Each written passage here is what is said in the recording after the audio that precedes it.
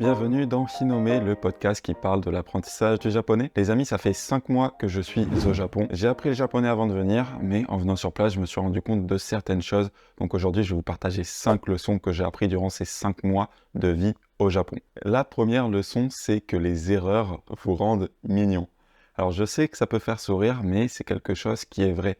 Les erreurs, ça vous rend mignon. Alors attention, il faut nuancer le propos évidemment, il ne faut pas que ce soit des erreurs non plus qui rendent votre propos absolument incompréhensible, il faut quand même que ce soit clair, mais tant que ce sont des petites erreurs de prononciation qui ne sont pas trop graves, ou des petites erreurs notamment au niveau des liaisons, des choix de mots, etc., les Japonais vont avoir tendance à trouver ça amusant, et vont trouver ça mignon. En fait, ça va vous donner une petite caractéristique, un petit charme, si vous voulez, typique de, voilà, le français qui parle japonais ou la française qui parle japonais, ou peu importe d'où est-ce que vous venez, de l'étranger qui parle japonais, ça va vous donner un petit charme. Moi, un exemple typique qui m'arrive tout le temps, c'est quand je parle du temps. Pour ceux qui ne le savent pas, en japonais, quand vous donnez le temps, les minutes, ça se dit fun, fun. Sauf que selon le mot qu'il y a avant, selon le chiffre qu'il y a avant, on peut faire la liaison. Et du coup, ça peut se transformer en pun, pun. Et d'instinct, j'ai toujours du mal à me rappeler si c'est fun ou pun. Un exemple, pour dire 2 minutes, on dit ni fun, donc ni fun, mais pour dire 3 minutes, on dit san pun, san pun. Voilà, donc c'est pas san fun, c'est san pun. Et souvent, quand je parle vite, je vais avoir tendance à m'emmêler un petit peu les pinceaux, et parfois, par exemple, pour dire 5 minutes, je vais dire go pun. Gopun, alors que ça se dit Gofun. Et à chaque fois, je vois la réaction des Japonais qui sourit, et à chaque fois, je fais « Ah non, c'est vrai, c'était Gofun, c'est ça ». Et ils rigolent en disant « Oui, oui, ils font mais t'inquiète, kawaii, kawaii, c'est mignon ». Et c'est vrai que c'est quelque chose que vous observez beaucoup, beaucoup, que les erreurs, les petites erreurs comme ça, finalement, ça va vous donner une caractéristique et ça va vous rendre mignon. Alors pourquoi est-ce que je vous dis ça? C'est pas pour faire des erreurs volontairement pour être mignon, bien évidemment, mais c'est pour peut-être surmonter la peur voilà, d'être ridicule. C'est vrai que surtout quand on apprend le japonais, ça va dépendre de votre personnalité, mais quand on essaye de l'apprendre bien, on peut avoir peur de faire les erreurs. Moi, je sais que c'était mon cas, que j'avais assez peur de faire des erreurs, avoir l'impression d'être un petit peu ridicule, de montrer que mon japonais a des failles, que j'ai pas un japonais parfait, etc. Mais finalement, c'est quelque chose qui est pas du tout mal vu au Japon. Au contraire, ça vous donne une petite caractéristique. Si ça peut vous encourager à produire malgré le fait que vous n'avez pas un japonais parfait, sachez que justement, le japonais qui n'est pas parfait sera souvent perçu de manière positive au Japon, du moment que vous évitez les grosses erreurs qui vous rendent incompréhensibles, voilà, du moment que le sens passe, que ce sont des petites erreurs finalement assez triviales, ça vous donne du charme. Évidemment, moi je suis quand même d'avis qu'il faut repérer ces erreurs pour essayer de les améliorer. Du coup là, depuis les 5 mois que je suis là, je dis de moins en moins souvent quand même Gopun, j'essaye de dire Gofun instinctivement, c'est quand même de me corriger parce que j'essaye de parler en japonais correct, mais voilà, c'est pas grave si je fais des erreurs, au pire ça me rend un petit peu plus mignon. Et ça me permet de transitionner sur la deuxième leçon que j'ai appris en arrivant au Japon, c'est que les Japonais apprécient vraiment l'effort. Actuellement, je vis dans une chaos, donc il y a une centaine de personnes qui vivent dans la maison, dans la même maison que moi, et parmi tous les gens qui habitent là, il y a environ 30% de Japonais, le reste c'est des étrangers, et dans les étrangers, il y a vraiment tous les niveaux. Il y a des gens qui sont vraiment excellents en japonais, et il y a des gens qui sont vraiment claqués zéro japonais. Eh bien, c'est intéressant de voir que même les gens qui sont claqués, qui parlent 3 mots en japonais, eh bien, quand ils parlent japonais avec les autres japonais de la maison, mais les Japonais, ils kiffent et ils vont faire l'effort et ils vont poser des questions super simples, ils vont essayer de faire parler la personne. Alors c'est peut-être pas tous les Japonais qui sont comme ça, mais il y en a quand même beaucoup qui sont comme ça dès que vous venez dans des lieux un petit peu assez à l'ambiance amicale, on va dire. C'est sûr que si vous allez dans des magasins, des gens qui travaillent, c'est peut-être pas le cas, mais si vous allez dans un contexte un petit peu plus décontracté, si vous allez dans les bars, si vous allez voilà, dans des lieux de rencontre, etc., généralement les Japonais sont très bienveillants avec ça. Ils ont conscience que normalement, un étranger ne parle pas forcément très bien japonais, et du coup ils apprécient vraiment l'effort. Donc même si vous parlez très peu japonais, n'hésitez surtout pas à essayer de parler japonais, puisque ça peut vous servir de motivation, ça peut vous servir de pratique évidemment, et vous aurez les réponses qui vont vous venir, donc ça peut vous servir d'une source d'immersion super puissante également. Donc ça, ce qui est cool, c'est qu'on peut faire un peu la somme des 2 premières leçons que j'ai apprises, que les erreurs vaut un million et que le japonais apprécie l'effort, c'est pour ne pas avoir peur d'output. Moi, c'est vrai que j'étais dans une phase où j'avais passé énormément de temps à faire d'input, et le problème, c'est que quand je parlais, eh bien, je me rendais compte à quel point mon japonais était en deçà dans le level, on va dire, bon de japonais. Parce que quand vous passez beaucoup de temps à faire d'immersion, vous avez une idée de à quoi le japonais devrait ressembler quand vous le parlez, et vous vous rendez bien compte que quand vous-même vous le parlez, eh ben, c'est pas ça, quoi. Vous vous rendez compte, en gros, il y a une dissonance entre ce que vous êtes capable de faire et ce que vous êtes capable de comprendre, et du coup, vous comprenez vous-même que votre expression n'est pas au niveau. Mais il faut réussir à surmonter ça, justement. Il faut pas se braquer, et il faut pas hésiter à parler. Les Japonais apprécieront, ils vous encourageront. En plus, ça vous donne un petit charme. Donc voilà, vraiment, il faut pas hésiter à parler, parler, parler. De toute manière, on ne deviendra pas bon à parler sans parler. Donc voilà, il faut pratiquer pour devenir bon en expression orale.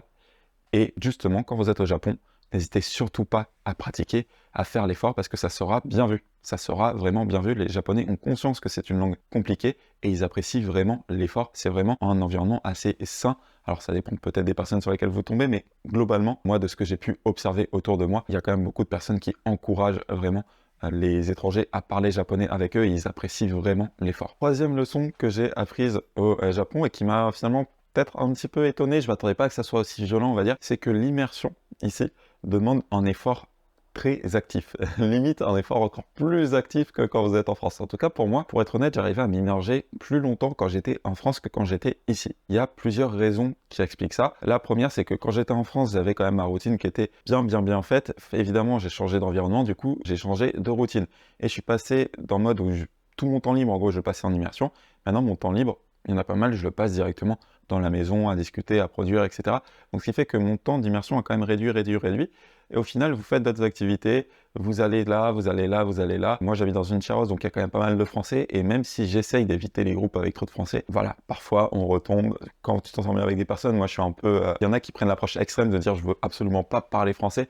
Moi, je suis plus d'avis que si la personne est cool, peu importe d'où elle vient, je vais lui parler, tu vois. Donc, si elle est américaine, je vais lui parler en anglais. Si elle est française, je vais lui parler en français. Si elle est japonaise, je vais lui parler en japonais. J'essaye d'éviter les groupes purement français pour quand même essayer de pratiquer en japonais, mais c'est pas une règle absolue. Et ce qui fait que, bah voilà, quand vous habitez dans un environnement comme ça, si vous allez à l'école ou si vous êtes en Charros où il y a beaucoup d'étrangers, eh bien, s'immerger en japonais va demander vraiment un effort très actif de votre part. C'est pas parce que vous êtes au Japon que ça va être magique. Même une fois au Japon, il va falloir faire l'effort. Il va falloir faire l'effort. Moi, j'en vois beaucoup dans ma Charros qui, justement, ils apprennent le japonais. Alors, c'est assez marrant parce que vous les voyez, ils font les manuels dans la cuisine. Ils font les manuels, ils font les manuels, ils font les manuels. Mais dès qu'ils vont parler, ils vont directement avec les groupes de leur pays, donc avec les Américains, avec les Italiens, etc. Et ils arrêtent de parler japonais. Enfin, ils essayent même pas de parler japonais. Ce qui est un peu dommage au final, puisque on est là, justement, au Japon, exprès, j'ai envie de dire, enfin, eux, ils sont là exprès au Japon pour apprendre le japonais. Et certes, ils apprennent le japonais dans les manuels, mais ils profitent pas de l'environnement pour faire de l'immersion. Et finalement, moi, je me dis, bah, si je suis au Japon juste pour faire des manuels, je peux très bien le faire de France, tu vois. Profitez vraiment de l'environnement pour essayer de vous pousser, de sortir un petit peu de... Alors, je sais que c'est dur, mais de sortir un petit peu de vos limites, justement, pour aller côtoyer les Japonais. Comme je vous ai dit, vous êtes mignon en parlant avec un accent, en parlant un petit peu bizarrement, vous êtes mignon, et les Japonais apprécient l'effort. Donc, vraiment, essayez de parler. Il y a vraiment un déclic qui se fera à force de parler. Et voilà, profitez de l'environnement pour déjà vous exprimer et vous servir ensuite de cet environnement comme de l'input naturel. Moi, ce que j'adore faire parfois, c'est, alors certes, j'aime bien discuter avec les Japonais, mais j'aime bien aussi, comme j'ai une nature un petit peu introvertie, moi, parler beaucoup, ça me fatigue. Mais ce que j'aime bien faire, c'est genre aller dans un groupe où il y a 3-4 Japonais et juste écouter leurs discussions.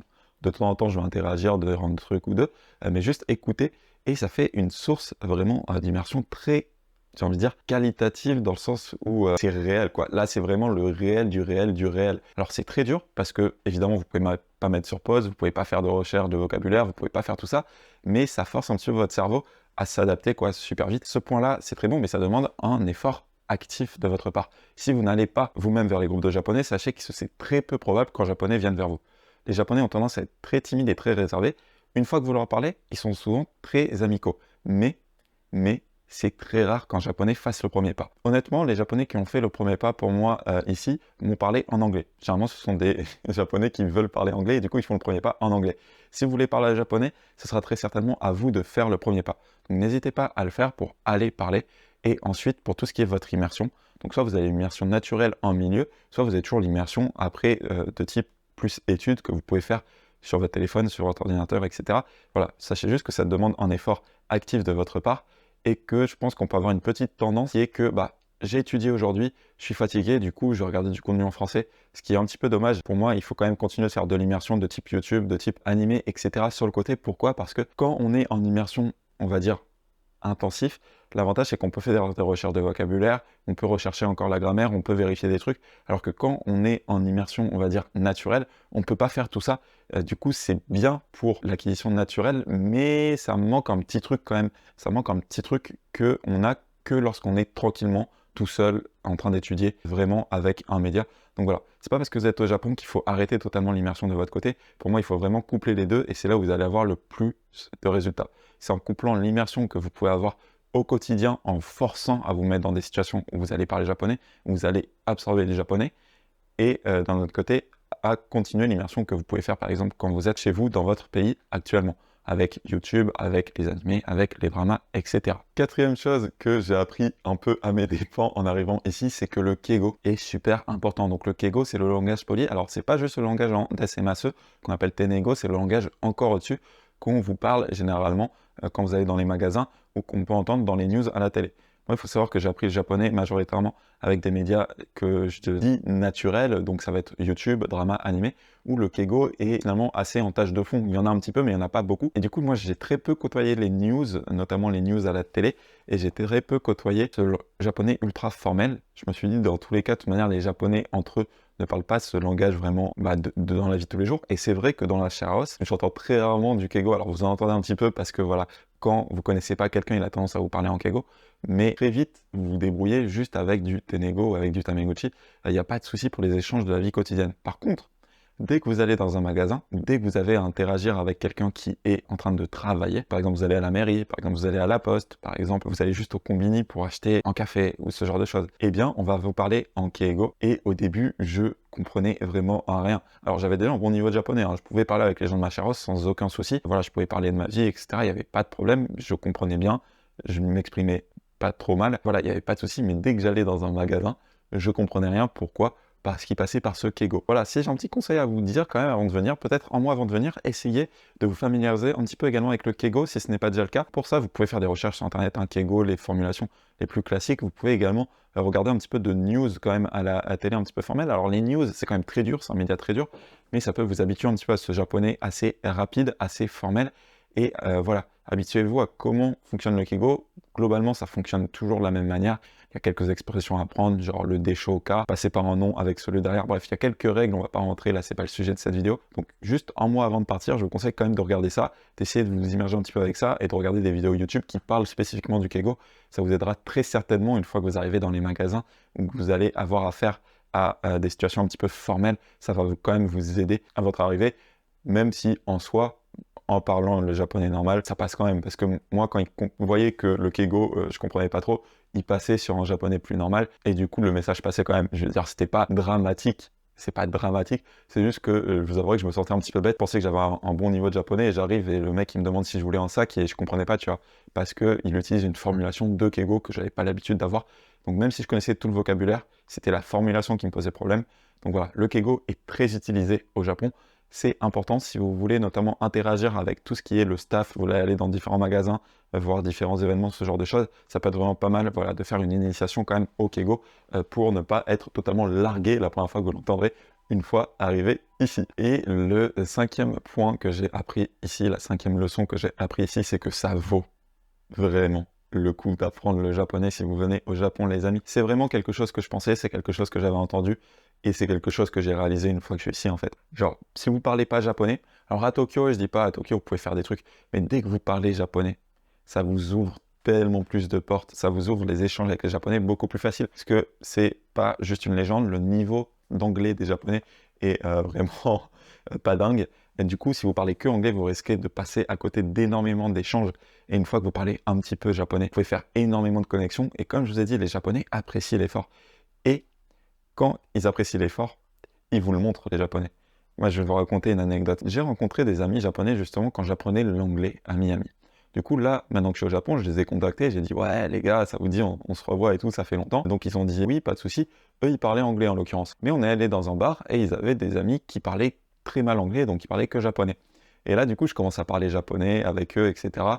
Et en fait, ils ont tellement apprécié l'effort qu'ils ont dit « Vas-y, tu sais quoi, c'est pour nous, on trince, on régale. » Et c'est eux qui ont payé, du coup, juste. Et quand je dis « Mais non, non, non, non, pourquoi ?» et tout, il fait « Mais si, t'as écouté mon histoire, tu m'as parlé et tout, je t'aime bien, vas-y, laisse-moi t'inviter. » Et ça, c'est vraiment typique. Ça, c'est vraiment typique. Il y a plein de gens à qui ça arrive. Quand les Japonais voient que vous faites l'effort comme ça de parler leur langue, quand vous vous intéressez à eux, et ben, ils apprécient vraiment l'effort et vous débloquez des expériences vraiment incroyables. Parce que quand vous êtes dans un bar tard la nuit, à parler japonais, on vous offre des verres, vous rigolez. Voilà, c'est franchement une expérience, je pense que beaucoup ont envie de vivre. Moi, c'est une expérience que j'avais envie de vivre et je suis très content de l'avoir vécue. Et ça, si vous parlez que anglais, bah, il y a beaucoup moins de probabilités que vous la viviez. Évidemment, il faut que vous tombiez sur quelqu'un qui parle très bien anglais. Il y a ça, et il y a également beaucoup d'expériences, beaucoup de lieux finalement, qui sont dans des lieux touristiques, mais qui sont étonnamment pas du tout expliqués en anglais. Donc il faut que vous parliez au moins un minimum japonais pour pouvoir les débloquer, pour pouvoir juste comprendre, comprendre qu'il y a une activité à faire ici, que vous puissiez la faire et que vous puissiez par exemple en profiter vraiment. Alors il y a peut-être des moyens de se faufiler avec l'anglais, etc. Mais c'est quand même beaucoup plus compliqué. Là, je pense par exemple à une expérience où on allait à Ogaki avec un pote de la Chiaros, et il y avait une descente en canal pour voir les cerisiers. C'était vraiment magnifique. Et c'est vrai que c'était pas du tout expliqué en anglais. Alors je pense que vous pouvez comprendre avec les panneaux, les photos, etc. Vous pouvez essayer à Google Trad, etc. Mais nous, comme on parlait japonais, eh bien, on voit, on comprend. Alors même si on comprend pas tous les kanji, on comprend grosso modo le truc. On va voir la personne, on demande une explication en japonais. Elle vous explique en japonais, elle est super contente de voir des étrangers. Elle nous a donné les tickets, bam, on a fait l'expérience. C'était une expérience super cool. Il y avait que des japonais. C'est une expérience où il y avait quasiment que des japonais. Et c'est vraiment, c'est des expériences beaucoup plus typiques et beaucoup plus voilà, moi, c'est vraiment ces expériences qui restent. Je dis pas que les lieux touristiques sont des choses à éviter, mais surtout si vous voulez être au Japon pendant longtemps, pendant plusieurs mois, vous n'allez pas vouloir faire que les trucs touristiques, vous allez vouloir faire des trucs un petit peu plus typiques. Et ça, parler japonais, ça vous débloque tellement de portes et vous comprenez tellement mieux la culture japonaise une fois que vous parlez japonais. Ça aussi, c'est quelque chose d'énorme.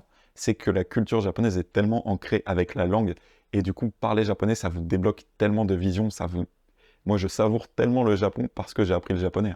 Je pense que si j'avais pas appris le japonais, je savourerais pas autant le Japon. Il y a des trucs cool, même si vous parlez pas la langue. Mais quand vous parlez la langue, c'est tellement exceptionnel. Donc pourquoi est-ce que je vous dis ça? C'est tout simplement pour vous dire, continuez d'apprendre le japonais, les amis. Ça vaut vraiment le coup. Si vous avez pour rêve, si vous avez pour but de partir au Japon, mais ça vaut tellement le coup. Alors même sans venir au Japon, moi je trouvais que ça vaut le coup parce que c'est stylé, tu vois, les animés japonais et tout ça. On profite mieux de l'expérience, par exemple, animé japonais ou manga quand on parle japonais. Mais si en plus vous allez venir au Japon, c'est un petit peu l'extase, ça sera l'extase, tu vois. Voilà, je me suis un petit peu empêché, mais ça vaut vraiment, vraiment le coup d'apprendre le japonais. Du coup, là, j'ai 4 choses à dire en conclusion. 1. Faites l'effort de vous immerger et de produire une fois sur place. On a vu, il ne faut pas avoir peur, les Japonais apprécient, mais ça demande un effort de votre part. Donc ça, c'est la première chose à retenir. Faites l'effort de vous immerger et de produire une fois sur place.